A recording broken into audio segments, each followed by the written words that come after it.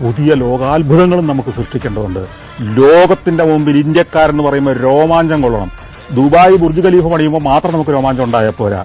ചൈനയിലെ വൻമതിൽ കണ്ടിട്ട് മാത്രം നമുക്ക് രോമാഞ്ചം ഉണ്ടായാൽ പോരാ. പണ്ടെന്നോ പണിതൊരു താജ്മഹലിന്റെ പേരിൽ മാത്രം രോമാഞ്ചം കൊണ്ടാ പോരാ.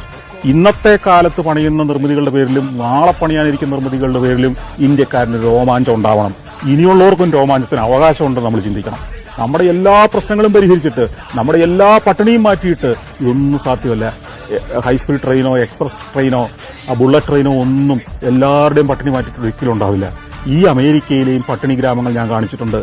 ലോകത്തിന്റെ ഏറ്റവും വലിയ ശക്തിയായി, സാമ്പത്തിക ശക്തിയായി നിൽക്കുമ്പോഴും അമേരിക്കയിലെ നെവാദ മരുഭൂമിയിലെ പട്ടിണി ഗ്രാമങ്ങൾ ഞാൻ കാണിച്ചിട്ടുണ്ട്. ചൈനയുടെ ഉൾനാടുകളിലും ദാരിദ്ര്യമുണ്ട്. ഇതെല്ലാം മാറ്റിയിട്ടല്ല ലോകത്തിലെ ഒരു രാജ്യവും പുതിയ കാര്യങ്ങൾ ചെയ്തത്.